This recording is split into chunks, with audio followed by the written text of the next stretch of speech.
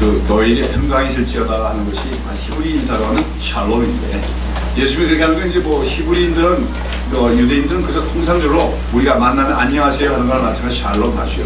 그래서 예수님께서 그렇게 부활하신 후에 샬롬 하신 것은 그런 통상적인 인사로서 의미가 아니라 너에게 평강이 있을 것이다.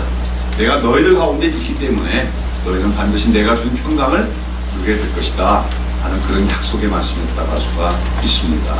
오늘도 우리가 예수님의 이름으로 이렇게 모일 때 내 이름으로 모인 그들 가운데 내가 항상 함께 있겠다고 약속하신 주님이 여기 와 계신 줄로 믿습니다. 그 주님이 주시는 평강이 우리 가운데 약속의 말씀대로 주어지는 줄로 믿습니다. 반드시 우리가 이 예배를 통하여 주님의 그 임재를 체험하고 그 평강을 받아서 세상으로 나갈 수 있는 저와 여러분들을 축원합니다. 오늘은 우리 창세기 21장 본문을 가지고 마침내 이루시는 하나님, 마침내 약속을 이루시는 하나님이라고 하는 제목으로 말씀을 생각하고자 합니다. 여러분, 우리 하나님의 이름이 무엇입니까? 예? 우리가 믿는 하나님의 이름이 뭐죠? 여호와지요. 물론 히브리어로 원래는 야훼입니다만은 우리 성경에는 여호와라고 되어 있는데, 이 여호와라는 이름이 영어로 번역하면 뭐냐면 I am입니다. I am. 이것은 이제 성경에서는 그 출애굽기 같은 데서는 나는 스스로 있는 자다 이렇게 번역을 했지만, 원래 이 I am이라고 하는 여호와라는 말의 의미는 항상 있는 분이다. 그리고 과거, 현재, 미래가 동일하시다 하는 그런 의미가 있는 하나님의 이름이 여호와라고 할 수가 있습니다. 이처럼 우리가 믿는 하나님이 여호와시다는 것은 그분은 항상 계신 분이고 어제와 오늘과 내일이 동일하신 분이시기 때문에 그분은 변함이 없다는 것을 의미하고, 또 변함이 없으신 만큼 약속하신 것은 반드시 이루시는 분이시다 하는 것을 나타내는 하나님의 이름이 여호와라고 할 수가 있습니다. 오늘도 우리가 하나님 믿을 때 하나님이 어떤 분인지를 잘 알아야 돼요. 특별히 여호와라는 그 이름 속에서 우리 하나님은 영원토록 계실 뿐만 아니라 영원토록 변함이 없으시고, 그래서 오래전에 약속하신 것이라도 반드시 변치 않고 이루시는 하나님이시다 하는 것을 우리가 기억하고 알아야 될 줄로 믿습니다. 그래서 이제 이러한 여호와 하나님, 이 여호와 하나님께서 이제 하나님 인간의 구원을 이루어가는 역사를 구속 역사라고 하는데, 우리가 이 성경에 기록된 구속 역사를 살펴보면 그 속에는 보면 하나님께서 일하시는 일정한 방식이 있습니다. 아무렇게나 막 그 인간을 구원해내는 게 아니라 하나님 그 구원 역사를 이루어가시는 일정한 방식이 있는데, 그것은 뭐냐면 하나님께서는 항상 어떤 중요한 일을 성취하는 데 있어서 하나님 혼자 독단적으로 또 일방적으로 무엇을 행하시는 것이 아니라 반드시 자기와 언약을 맺은 자기 백성들에게 먼저 무언가를 약속하십니다.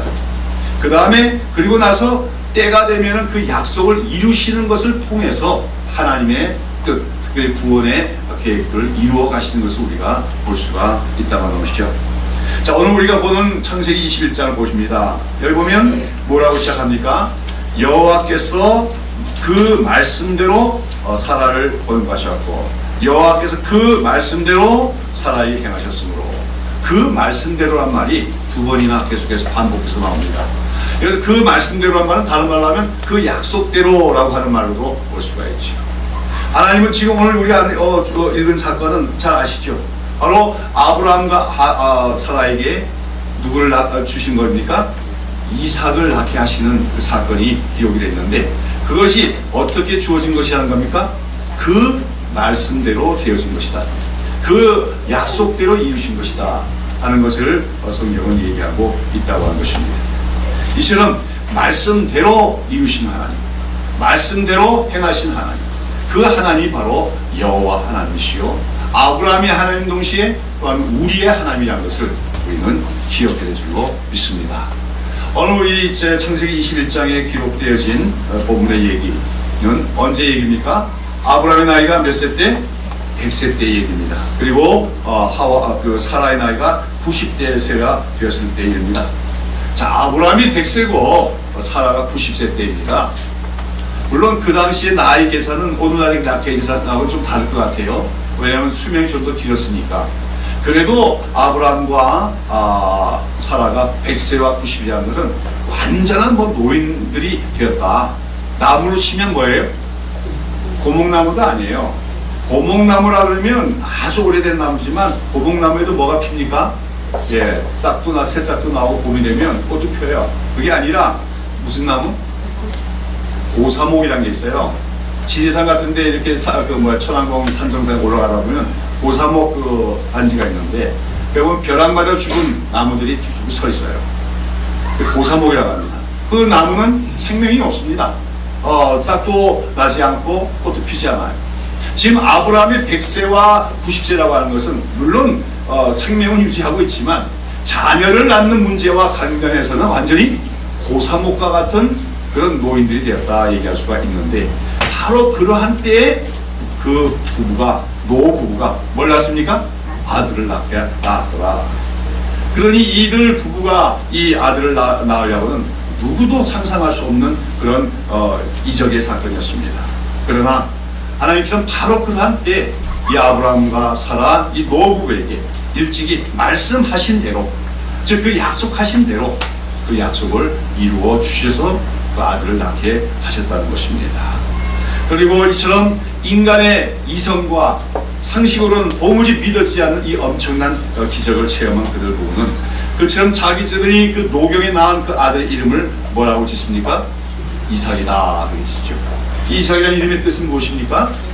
웃음, 웃다라는 말에서 연유한 웃음이라는 뜻의 이름인데, 왜 그 아들의 이름이 이삭으로 지었습니까? 우리가 이렇게 보면 창세기 21장 전에 나오는 17장에서부터 쭉 살펴보면 이 아들이 출생하기까지 과정에서 이 웃음이라고 하는 그런 단어와 연관된 몇 번의 에피소드가 나오고 있다고 하는 거죠. 근데 사실은 창세기 17장에 보면 하나님께서는 이미 그 장차 아들을 낳으리니 그 아들의 이름을 뭐라고 하라? 그 아들의 이름을 이삭이라고 하라고 이미 명하고 계신 것을 우리가 보게 되어집니다. 창세기 17장 21절인데요. 그러나 이제 이 아들을 낳기까지 웃음이라는 것과 관계된 몇 번의 에피소드가 있는데, 먼저 창세기 17장 19절에 보면 하나님께서 아마 환상 중에 나타나시는지 몰라도 하나님께서 아브라함에게 그의 나이 99세 때 하나님 너는 이제 내 앞에서 행하여 완전하라 명하시면서 이제 그 온 가족들이 다 할례를 받게 하십니다. 그런 가운데 내년 1년 후에는 너의 아내 사라가 아들을 낳게 될 것이다 하는 말씀을 주십니다. 약속을 하십니다. 그때 이 아브라함이 뭡니까? 그 말을 듣고 나는 100세가 된 노인이고 내 아내는 90세가 된 할머니인데 어떻게 아들을 낳으려 하고 그 속으로 웃었다고 기록이 되고 있죠. 이때 아브라함의 웃음은 어떤 웃음입니까? 기뻐서 웃은 웃음입니까? 하나님이 내년에 아들 주시니까 기뻐서 웃었을까요? 아니, 이때 믿어지지 않아서 웃은 웃음이에요. 믿을 수가 없어서 웃은 것이죠. 그럼 우리가 믿을 수 없어서 웃는 웃음을 뭐라 합니까? 실소라고 하죠. 그렇죠? 아이, 그런 일이 어떻게 있어? 실소했다는 겁니다. 그 다음에 또 한 번 어디냐 창세기 18장에 보면 이번에는 하나님께서 직접 찾아오시죠. 두 천사들과 대동하고 나그네의 모습으로 아브라함의 장막에 찾아오셨고, 거기서 이제 여호와 하나님께서 아브라함과 대화를 나누며 내년 이맘때는 반드시 너에게 아들이 있으리라 약속을 주십니다. 아마 이때는 이제 아브라함은 이미 믿었던 것 같아요. 하나님 그 약속의 말씀을 분명 확신하고 믿었던 것 같습니다만은, 그러나 아내인 사라는 아직 믿지 않고 있었어요. 그래서 아브라함과 그 하나님께서 그렇게 대화하는 것을 장막 뒤에서 듣다가 혼자서 웃었다고 했습니다. 그래서 하나님께서 네가 왜 웃었느냐? 내가 웃지 않았습니다. 그랬지만 웃었지요. 그때 사라가 웃은 웃음은 또 어떤 의미입니까?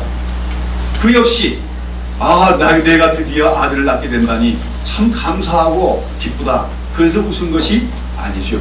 사라 역시도 믿어지지 않아서 어떻게 내가 90세나 되는 할머니가 이미 나는 경수도 끊어지고 여자로서의 기능이 다 끝났는데 어떻게 아들을 낳을 수 있단 말인가?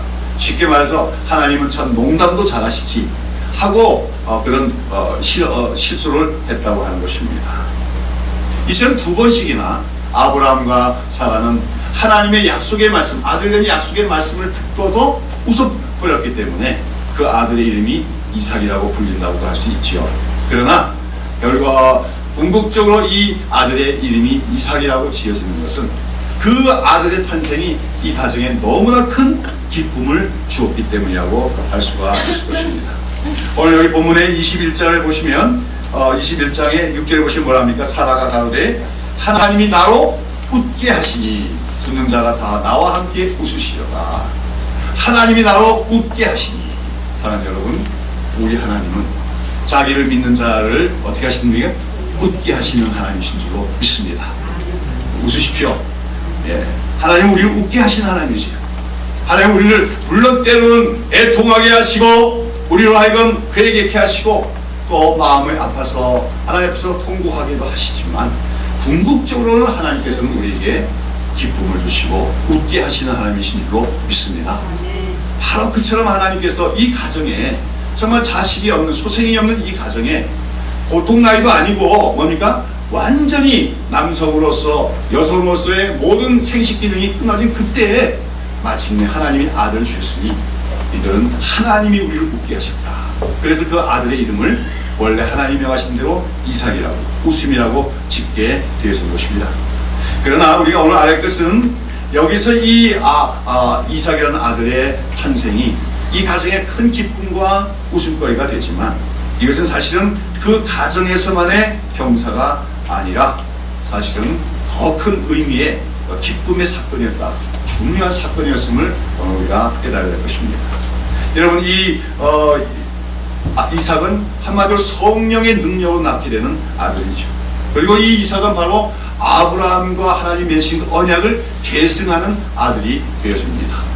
그리고 이제 그 이삭이 낳게 될 후손들이 또 언약을 계승해 나가게 되고 그 언약을 계승해 나가는 과정을 통해서 하나님은 하나님의 구원 역사를 이루어 가실 것입니다.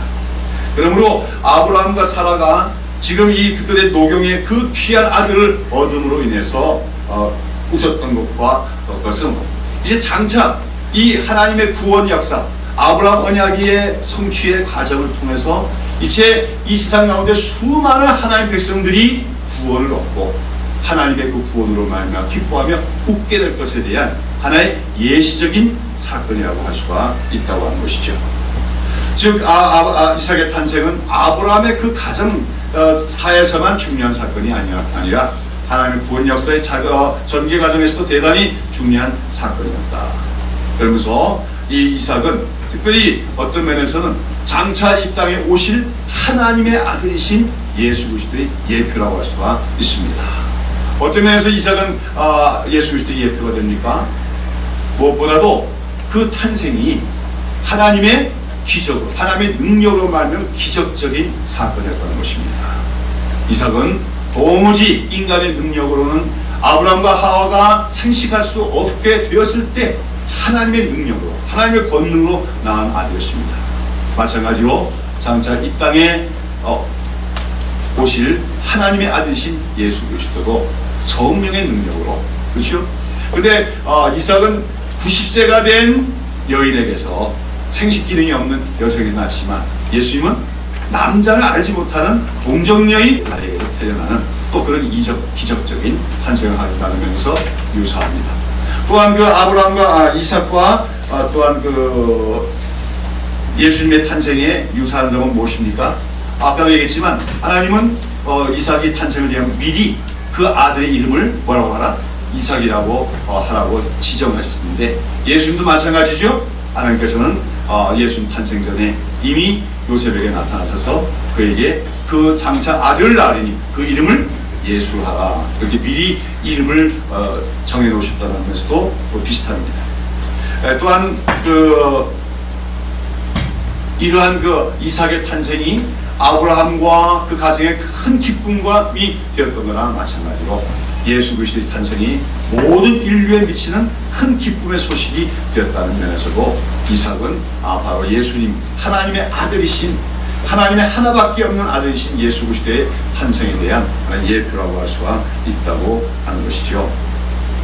자, 그런데 가운데 우리가 알아야 할 것은 이러한 이삭의 탄생이 우연히 발생한 사건이 아니었다. 아까도 말씀드린 것처럼 하나님은 반드시 그 하나님의 뜻을 이루어 가시면서 어떻게 한다고요?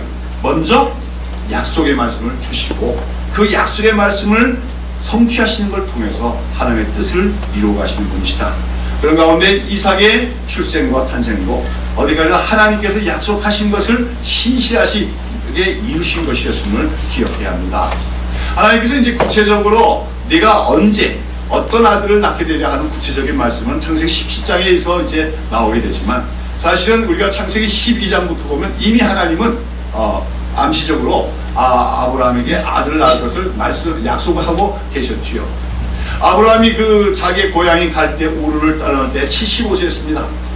그런데 아직까지 그에게는 소생이 없었지요. 그런 아브라함을 하나님께서는 갈대 우르에서 불러내 가나안 땅으로 들어가게 하시면서 뭡니까? 너의 후손들이 큰 민족을 이룰 것이고 그들이 복의 근원이라고 말씀하십니다. 또 그 다음에 또 아브라함이 의기소침했을 때 하나님은 하늘의 별을 가르치면서 저 하늘의 수많은 별들 같이 많은 자손들을 네가 얻게 되라고 말씀하십니다. 이런 말씀들은 결국 뭡니까? 지금 아브라함의 아들 하나도 없지만 언젠가는 네가 아들을 낳게 될 것이고 내가 낳게 할 것이고 그 아들을 통하여서 수많은 너의 후손들이 번성하게 될 것을 하나님은 약속하고 계셨다는 것이지요.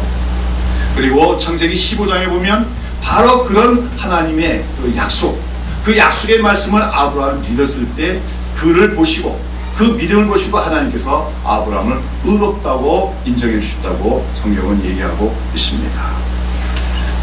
우리가 여기서 깨달아야 할 것은 아까도 얘기한 것처럼 하나님은 어떤 분입니까? 말씀하시는 분입니다. 특별히 약속의 말씀을 주시는 분이고 그 약속의 말씀을 마침내 이루심을 통하여 하나님의 뜻을 이루어 가시는 분입니다. 근데 여기서 우리가 기억해야 될 것은 이런 하나님께서 약속하신 말씀을 이루어 가는 그 과정에 꼭 필요한 게 뭐냐면 그 약속을 받은 사람의 믿음의 응답이 필요하다는 것입니다.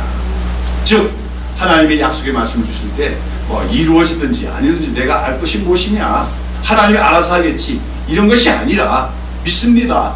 하나님께서 약속하신 그 말씀대로 이루어질 것을 내가 믿나이다 하는 그 믿음의 고백이 믿음의 반응이 있을 때 하는 그 믿음을 보시고 마침내 약속을 이루어 주신다고 하는 것이죠.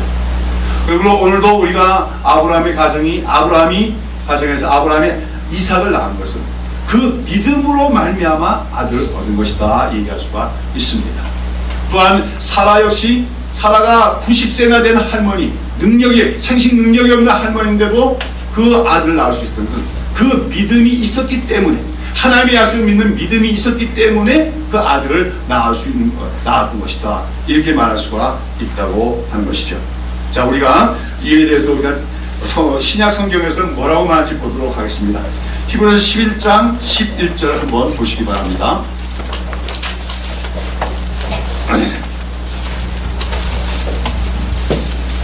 히브리서 11장 11절 다 같이 한번 읽겠습니다. 시작. 믿음으로 사라 자신도 나이 늙어 단산하시나 잉태하는 힘을 얻었으니 이는 약속하신 이를 미쁘신 줄 알리라 하겠습니다. 여러분 사라가 이제 나이로 보면 전혀 아기를 낳을 수가 없는데 뭐가 생겼다는 게 잉태하는 힘, 잉태하는 능력이 생겨났어요. 다시 회복이 됐다는 거예요. 근데 그것이 무엇으로 말미암은 것이야? 믿음으로 말미암은 것이다. 사라에게 믿음이 있으니까 육체적인 생리적인 기능까지 변화가 생겨가지고 잉태하는 힘을 얻게 되었다는 거죠. 그런데 여기서 히브리서 기자는 사라가 믿음이 있었기에 잉태하는 능력을 얻고 마침내 아들을 낳았다고 얘기합니다만은 우리가 아까 조금 살펴본 대로 창세기 18장에 보면 처음에는 사라가 믿었어요, 안 믿었어요? 믿지 않았죠. 믿지 않았기 때문에 웃기도 했다는 거예요. 그런데 히브리서 기자는 사라가 믿었다고 얘기합니다. 그 믿음으로 말미암아 참 아까 얘기하신 고산옥과 같이 된 그녀의 그 육체의 변화가 일어나고 생리적인 기능의 변화가 생겨서 아기를 잉태하게 되었다고 말하고 있다고 하는 거죠. 이것은 바로 사라의 믿음이 그 하나님 말씀을 듣는 순간에는 믿음이로 반응하지 못했지만 그 시간에 나가면서 그 말씀이 주어진 이후에 그녀의 속에 믿음이 생겨났음을 의미합니다. 그리고 그 생겨났을 때 믿음이 그녀의 몸에 또 변화가 생겨났다고 하는 거죠. 근데 여기서 중요한 것은 히브리서 기자는 그처럼 그 사라가 그 아기를 잉태할 수 있는 능력까지도 낳을 수 있는 그 믿음이 갖게 된 것은 그녀가 하나님에 대해서 어떠하심을 알았기 때문이라고 얘기합니다. 여기 오늘 보면 뭐라 했습니까? 사라는 믿음으로 잉태하는 힘을 얻었으니 이는 약속하신 이를 어떠신 줄 알았음이라고 합니까? 미쁘신 줄을 알았기 때문이라고 얘기합니다. 대단히 중요한 것입니다. 우리가 아브라함과 사라는 우리 믿음의 조상인데 아브라함도 그렇고 사라도 그렇고 그들은 하나님이 어떤 분인지를 잘 알고 있었다는 거예요. 어떤 분이라고? 미쁘신 분인 줄 알았기 때문에 믿음을 가질 수가 있었고 그 믿음의 역사로 뭡니까? 놀라운 기적이 일어날 수가 있었다고 얘기하는 것이죠. 아까도 얘기한 것처럼 사라가 내년 이맘때 너가 아들 낳으리라. 처음엔 그녀가 믿어지지 않았습니다. 그건 인간의 상식에 반하는 일입니다. 인간의 이성이나 인간의 여러 가지 상식에 비춰볼 때 자기와 같은 할머니가 이제 여성으로서의 기능이 전혀 없는 자기가 아기를 한다는 건 있을 수가 없는 일이죠. 그래서 처음에는 반신반의하며 실수하기도 했던 것입니다. 그러나 아마 그렇게 하나님이 다녀가신 후에 사라는 하나님에 대해서 아마 묵상을 했을 것이라고 생각이 듭니다. 하나님이 누구신가? 그러면서 그녀는 하나님과 교제해온 과거의 생활들을 회상했을 것입니다. 그들이 갈대아 우르를 떠나온 지 지금 24년이 지났습니다. 갈대아 우르를 떠날 때 갈 바를 알지 못하고 그 고향 땅을 떠나서 정말 자기 와보지도 못했던 생소한 곳인 가나안 땅에 들어와 살면서 그들은 때로는 연약했고 때로는 그들은 실수하고 알다시피 애굽에 가서 큰 실수를 저지르고 했지 않습니까? 그러나 그런 속에서도 하나님은 어떻게 하셨습니까? 미쁘셨다. 미쁘셨다는 말은 신실하셨다는 겁니다. 하나님은 그 언약을 맺은 자에 대해서 신실하신 분입니다. 그래서 그 악한 자들이 많고 강팍한 자들이 많은 그런 속에서도 그의 가정을 지키고 돌보고 보호하셨다고 하는 거죠. 그래서 자신들의 여러 가지 실수와 연약함에도 불구하고 자기 가정을 지켜주시고 자기의 생명을 보존해 주셨던 그 하나님을 생각할 때 그 하나님은 바로 미쁘신 분이다, 신실하신 분이다 하는 사실을 다시 한번 마음속으로 깊이 묵상하게 되었고 그럴 때 그녀의 마음에 믿음이 생겨났음을 얘기하는 것입니다. 오늘 우리는 하나님의 미쁘심을 알아야 합니다.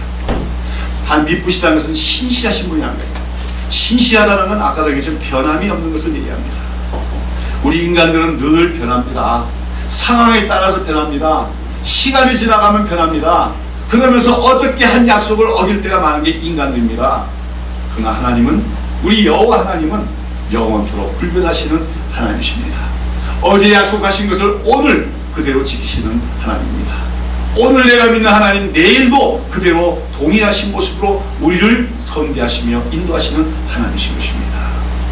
그런 하나님의 신실하심을 우리가 알고 나의 하나님은 신실하시다, 나를 버리지 않으신다, 변함이 없으시다, 이 사실을 우리가 깊이 인식하고 알게 될 때 우리 마음속에는 하나님의 약속에 대한 믿음이 생겨나게 되는 것입니다. 그 약속하신 말씀이 사람의 생각으로, 사람의 상식으로는 도무지 일어날 것 같지 않은 일일지라도 그 미쁘신 하나님, 그 신실하신 하나님이 헛된 말을 하실 리가 없기에 그분이 하신 약속의 말씀은 반드시 이루어질 것이다 하는 믿음을 갖게 되는 줄로 믿습니다. 사라가 그랬다는 거예요. 사라도 처음에는 내가 어떻게 아들을 낳아요? 이 할머니가 낳은 내가. 그러나 그 말씀을 주신, 그 약속을 주신 하나님이 신실하심을 알았기에 마침내 믿음을 갖게 되었고, 믿음을 갖자 어떤 변화가 나옵니까? 몸의 변화가 일어나는 겁니다. 생리적인 변화까지 일어나서 아기를 잉태하게 되었더라 성경은 얘기합니다. 그러면은 사라는 이러하였다면 그의 남편인 아브라함, 그 가정의 가장인 아브라함은 또 어땠습니까? 아브라함 역시 우리가 그의 믿음이 처음부터 완벽하지 않았고 조금도 흔들리지 않는 그런 믿음은 아니었다 하는 사실을 알 수가 있습니다. 우리 한번 아브라함에 대해서 또 성경이 뭐라고 하는지 로마서 4장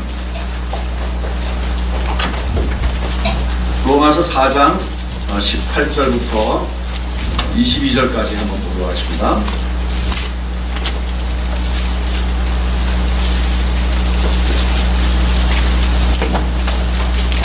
로마서 4장 18절부터 22절 다 같이 한번 읽겠습니다. 아브라함이 바랄 수 없는 중에 바라고 믿었으니 이는 내 후손이 이가 되려 하신 말씀대로 많은 민족의 조상이 되게 하려 하심을 인함이다.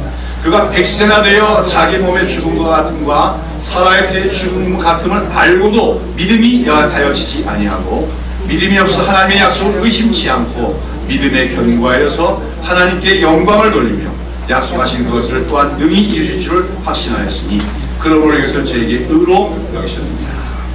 여기 보면 사도 바울은 아브라함에 대해서 아브라함 믿음의 사람이었다 얘기합니다. 그의 믿음은 흔들릴 데가 없었고 의심한 적이 없다고 얘기합니다. 그러나 우리가 창세기를 보면 그렇지 않잖아요. 아까도 얘기한 것처럼 하나님께서 찾아오셔서 내년 1년 후에는 네 아내가 아들을 낳으려 했더니 웃었던 사람이 믿어지지 않아서 웃었던 사람이 아브라함입니다. 그러나 성경은 뭘 합니까? 아브라함이 믿음이 약해지지 않았고 하나님의 약속을 의심치 않고 믿음이 견고해져서 마침내 하나님께 영광을 돌릴 수 있었다고 얘기하고 있다는 것이죠. 이것은 무슨 말입니까? 이것은 아브라함 역시 오늘 우리가 믿음의 조상이 하지만 그의 믿음이 일시적으로는 흔들릴 때가 있고 일시적으로는 침체에 빠질 때가 있더라도 전체적인 면에서는 그 믿음은 점점 성장하며 자라가는 믿음이었다. 다른 말하면 그 믿음은 견고해지는 믿음이었음을 사도 바울은 얘기하고 있는 것입니다. 그렇습니다. 우리가 창세기에 나오는 그 아브라함의 일대기를 살펴보면 결코 아브라함은 위대한 사람이라고 할 수가 없어요. 제가 늘 말씀드리지만 성경은 위인전이 아닙니다. 오히려 성경은 그 믿음의 조상들이 참 실수도 많고 연약한 점이 많은 사람이었음을 솔직하게 기록하고 있다고 하는 거죠.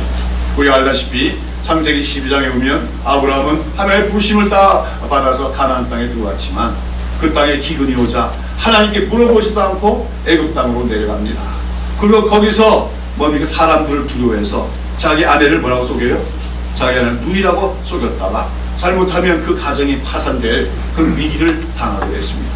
그러나 아까 말씀드린 것처럼 하나님 믿으신 하나님, 신실하신 하나님께서는 그런 가운데서 자기 언약을 맺은 그 아브라함과 그 사라를 보호해 주시고 인도해 내시는 거죠. 그 외에도 아브라함 또 어땠습니까? 창세기 16장에 보면 하나님이 분명히 많은 후손을 다 주시겠다고 했는데 시간이 흘러가도 아들 하나 소생이 생기지 않습니다. 그러자 여기서 아브라함이 어떡합니까? 사라의 여종인 하갈을 첩으로 맞이해서 아들을 낳게 되는데 그 아들은 전혀 하나님의 계획과는 무관한 육체의 열매였고 그런 말미암아 그 가정에 불화가 일어나는 불행이 찾아오기도 됩니다. 이런 여러 가지를 보면 아브라함은 완전한 사람이 아니었음을 성경은 말하고 있습니다. 그리고 제가 주일날 다 설교하지 않았지만 창세기 20장에 보면요 아브라함이 자기 아내를 누이라고 속이는 이 거짓말을 또다시 해요. 그러니까 12장에서는 애굽 땅에 가서 그런 일 했는데 창세기 20장에 보면 그 블레셋 사람인 블레셋 땅 블레셋의 왕이 아비멜렉인데 그 아비멜렉의 영토에 들어갔다가 거기서 또 무슨 문제가 생기자 자기 아내를 뭐합니까? 누이라고 속였다고 이번에도 또 아내를 빼앗기곤 하는 위기를 당하지만 여기서도 어떤 하나님? 신실한 하나님은 그 아브라함을 건져내신다는 거죠. 여하튼 우리가 성경에 말한 것은 우리가 아브라함을 믿음의 조상이라고 하지만 그 아브라함 믿음이 처음부터 아주 큰 믿음이었고 변함없는 믿음이었고 늘 충만한 믿음은 아니었다는 겁니다. 그 믿음은 때로는 연약해지는 듯 했습니다. 때로는 믿음이 사라진 것 같았지 했지만 그러나 전체적으로 봤을 때 그 믿음은 점차 자라가는 믿음이었고 점차 견고해져가는 믿음이어서 마침내는 어떻게 합니까? 하나님이 그 약속을 이루실 줄로 확고하게 믿는 믿음으로써 하나님의 약속을 받을 수가 있었고 하나님께 영광을 돌릴 수가 있었다고 말하는 것이죠. 그렇습니다. 왜 이런 아브라함의 얘기, 또 성경에 나오는 다른 모든 믿음의 사람들의 얘기를 통해서 우리가 알아야 할 것은, 우리의 믿음이라고 하는 것은 일생을 통하여 자라가고 성장하는 것임을 우리는 기억해야 됩니다. 그런 믿음의 성장 과정 속에서 때로는 우리의 믿음은 뭡니까? 부침을 겪을 때가 있어요. 부침이라는 게 뭐죠? 올라갔다 내렸다는 거죠. 그래서 우리 믿음의 성장 과정은 일직선으로 이렇게 성장해야 하는 게 아니에요. 우리 믿음의 성장은 마치 뭐예요? 물결 치듯이 때로는 믿음이 막 충만해요. 그래서 올라갔다가 어떻게 합니까? 어떤 데 믿음이 떨어지면 내가 믿음이 있는 사람인가 의심이 될 정도로 믿음이 처지기도 합니다. 그러다가 또다시 믿음이 회복됩니다. 그래서 또 어떤 믿음이 충만합니다. 그러다 시간이 지나면 또 어떻게 합니까? 의기소침해가지고 그 회의와 불신앙에 빠질 때도 있어요. 그런데 전체적인 걸 보면은 그렇게 물결 치듯이 올랐다가 내렸다 하면서 점차 그 믿음이 어떻게 합니까? 자라가는 것이죠. 성숙해가는 거죠. 견고해지는 거죠. 그래서 마침내는 그 마음에 흔들리지 않는 믿음으로 하나님의 말씀을 붙들게 되고 약속을 확신하게 되어지는 것입니다.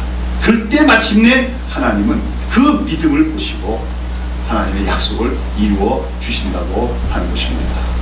여러분, 아브라함과 이삭이 그 아들을 낳게 됐을 때는 100세였고 90세였습니다. 어떻게 보면 너무 뒤늦은 거 아닙니까? 어떻게 보면 아브라함으로서는 마침내 아들 주신가 기쁘시긴 했지만 아마 그 전에 아브라함과 사라는 조금 하나님이 약속하기도 했을 것이에요. 조금 더 빨리 이루어주시지. 그렇게 생각하면서 하나님에 대해서 좀 섭섭한 생각을 가졌는지도 모릅니다. 그러나 우리가 기억해야 될 것은 하나님께서 그들의 나이 뒤늦게 그렇게 더디게 이루어주셨지만 하나님의 시간은 정확하게 가장 적절한 때에 하나님이 이루어졌음을 우리는 알아야 되는 것입니다. 그 하나님이 적절한 때라는 건 뭘까요? 바로 아브라함과 사라가 변화되기를 기다리신 것이라고 할 수가 있습니다. 자, 보세요. 우리가 하나님께서 많은 후손을 주리라 하시면서도 구체적으로 언제 아들을 주시라는 말씀을 하지 않다가 구체적으로 이제는 내년 이맘때 내가 아들을 주리라, 그리고 그 아들의 이름을 이삭이라고 하라 하고 명하시는 것이 바로 창세기 18장에 나오는 이야기입니다. 그래서 바로 아브라함의 99세 때의 얘기죠. 그리고 그때 하나님은 그 약속을 주시면서 아브라함에게 뭘 행하라고 하십니까? 할례를 행하라고 하시는 거죠. 왜 할례를 행하라는 겁니까?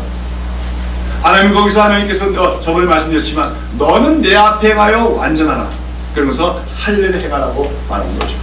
할례를 행한다는 것은 더 이상 인간의 육체적인 능력을 의지하지 않고 신뢰하지 않음을 의미합니다. 전에도 말씀드렸지, 아브라함이 아직도 능력이 있었을 때 실수하고 맙니다. 아직도 능력이 있을 때 육체의 능력을 신뢰하여 첩을 받아들이고 육체의 열매인 아들을 낳아서 하나님의 약속을 이루어보려고 했습니다. 그러나 99세가 되었을 때 이제는 전혀 인간적으로 자신의 육체를 신뢰하게 수가 없었을 때 하나님은 이제 아들을 정말로 주마 말씀하시면서 할례를 행하라고 하는 것이죠. 오늘 우리는 육체적으로는 할례를 받지 않을지라도 우리는 마음의 할례를 받는 자가 되어야 된다고 했습니다. 마음의 할례가 뭡니까? 우리가 육체를 신뢰하지 않고 성령으로 행하며 예수 그리스도만 자랑하는 자가 바로 마음의 할례라고 행했다는 것이죠. 하나님은 그때가 되기를 기다리신 것입니다.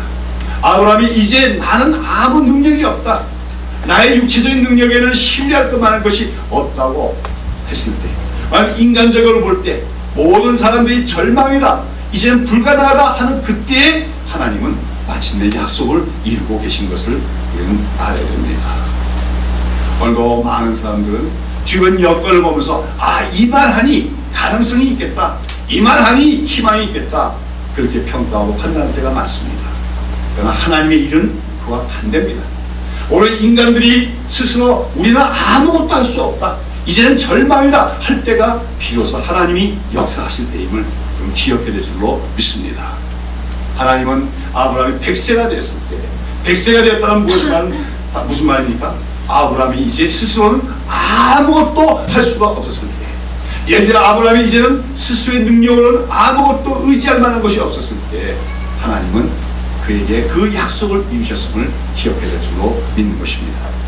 그리고 그 때는 어떤 때입니까?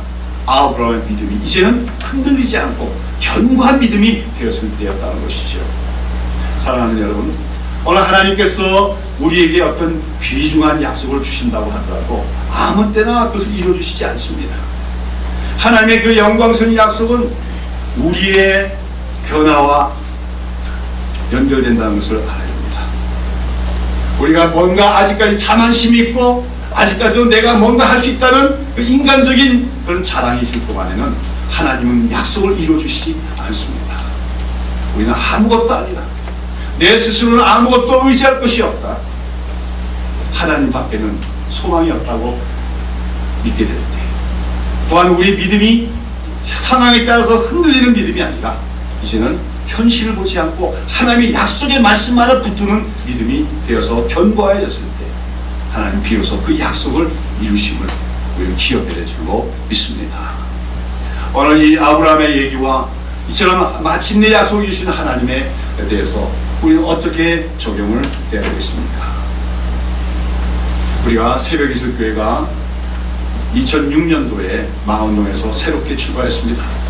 그 전에 몇몇 청년들이 시작했던 교회, 그렇지만 우리가 새로운 마음으로, 새로운 각오로 2006년도에 새벽이슬교회가 시작되었을 때 하나님께서 저에게 주신 말씀이 누가복음 12장 32절의 말씀입니다. 어떤 말씀인지 잘 아시죠?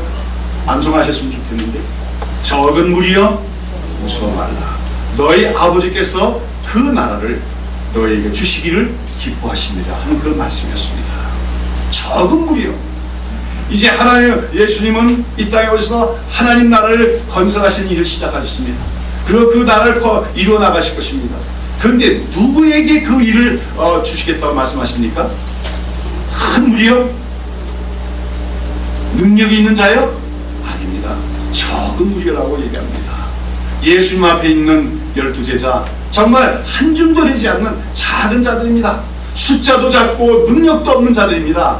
그러나 예수님은 그 적은 무리가 하나님 나라를 위임받게 될 것이라고 말씀을 하셨던 것입니다. 약속하셨던 것입니다. 이것이 오늘도 하나님이 역사하신 방식임을 기억해야 될 줄로 믿습니다. 오늘날도 한국교회는 인간적인 자랑이 많습니다. 인간의 힘과 능력을 신뢰하는 분위기가 만연합니다. 뭔가 커야 큰일을 할 수 있다고 생각합니다. 뭔가 능력 있는 사람들이 모여야 중요한 일들을 할 수 있다고 생각합니다. 그것은 하나님의 방식이 아니라는 겁니다. 하나님은 인간이 스스로에 대해서 절망할 때, 스스로에 대해서 나는 아무것도 할 수 없고 작은 자에 불과하다고, 하나님밖에는 의지할 것이 없다고 얘기할 때 그를 통해서 하나님의 역사는 나타나심을 기억해야 될 줄로 믿습니다. 여러분, 우리 새벽이슬교회의 자랑은 우리는 큰 교회다, 우리 교회는 능력이 많다, 이것이 우리의 자랑이 아니라 우리는 작고 연약한 자임이 우리의 자랑이 되어야 될 줄로 믿습니다. 그래서 하나님 앞에 무릎 꿇을 수밖에 없고 하나님밖에 의지할 수밖에 없는 것이 우리의 자랑이 될 수가 있어야 된다는 것이요. 적은 무리여 무서워 말라. 그 나라를 아버지께서 너에게 주시기를 기뻐하시는 말씀이 그러한 맥락입니다. 우리는 그리고 그러한 약속을 따라서 우리가 하나님의 말씀 위에 세워지는 교회를 꿈꾸며 또한 우리 민족과 나라와 이 땅의 교회의 부흥을 위해서 기도해야 하지만 우리 현실 속에 보면 그러한 꿈과 소원이 이루어지는 것과는 너무 거리가 먼 것 같은 것이 오늘 우리의 눈앞의 현실입니다. 그러나 우리는 약속의 말씀을 굳게 붙드는 우리가 되어야 될 줄로 믿습니다. 우리가 적은 무리임을 우리가 불안해하지 않고, 우리가 적은 무리라고 해서 낭망하는 것이 아니라, 오늘 우리가 힘이 없고 능력이 없다고 해서 그 꿈은 이룰 수 없다고 생각하는 것이 아니라 오히려 우리가 우리 자신을 신뢰하지 않을 때 하나님은 마침내 우리 믿음을 견고케 하시고 그 약속을 이루시려고 하는 그 믿음을 갖는 우리가 되될 줄로 믿습니다. 하나님은 반드시 약속을 이루시는 하나님이십니다. 그러나 그 하나님은 마침내 이루시는 하나님입니다. 우리가 변화될 때까지 기다리시는 하나님입니다. 우리가 모든 인간적인 신뢰와 육체적인 신뢰를 내려놓을 때까지 기다리시며 우리의 믿음이 현실에 따라 흔들리는 사람들이 아니라 약속의 말씀만을 굳게 붙드는 견고한 믿음이 될 때까지 기다리시다가 마침내는 하나님이 그 약속을 이루어 주심을 우리는 기억해야 될 줄로 믿습니다. 하나님께서 새벽 이슬 같은 작은 교회를 통해서 무엇을 이루실지 우리는 다 알지 못합니다. 그러나 우리는 기대해야 됩니다. 믿음이나 얻으면서 기대합니다. 하나님이 우리를 통하여서 큰 일을 하실 것이다. 하나님께서 우리를 통하여 중요한 일을 할 것이다. 하나님이 오늘 이 땅에 위대한 하나님의 뜻을 이루시기 위해서 우리 같은 적은 무리를 통해서 이루실 것이다. 이러한 기대와 확신을 가지고 나아가는 우리가 되어야 될 줄로 믿습니다. 자, 여러분, 아브라함과 사라, 그들은 우리의 믿음의 조상이지만 그들도 한때는 연약할 때가 있었고 믿음이 흔들릴 때도 있었습니다. 그러나 그들이 100세가 되고 90세가 되어서 더 이상 인간적인 능력을 신뢰하지 않게 되었을 때, 그리고 현실을 따라 흔들리는 믿음이 아니라 하나님의 약속의 말씀을 붙들며 우리 하나님의 신실하심을 알고 믿으신 하나님만을 의뢰하게 됐을 때, 마침내 하나님은 그 약속을 성취시켜 주시고 하나님의 영광을 드러내셨음을 다시 기억하는 우리가 되기를 바랍니다. 아무쪼록 아브라함과 사라에게 정말 100세가 되고 90세가 된 그때 하나님이 아들 주심으로 그 가정에 큰 기쁨이 있었던 것이죠. 그래서 그 아들 이삭이라고 웃음이라고 지었던 것처럼 오늘 우리 교회도 마침내 우리 그 성숙한 믿음과 우리가 육체를 신뢰하지 않고 하나님만 신뢰하는 신실한 하나님만을 신뢰하는 것으로 말미암아 하나님께서 마침내 우리 교회를 통하여 이루시는 그 영광스러운 손길로 말미암아 우리 모두에게 참된 기쁨과 웃는 날이 올 수 있게 되기를 예수님의 이름으로 축원합니다. 기도하십니다.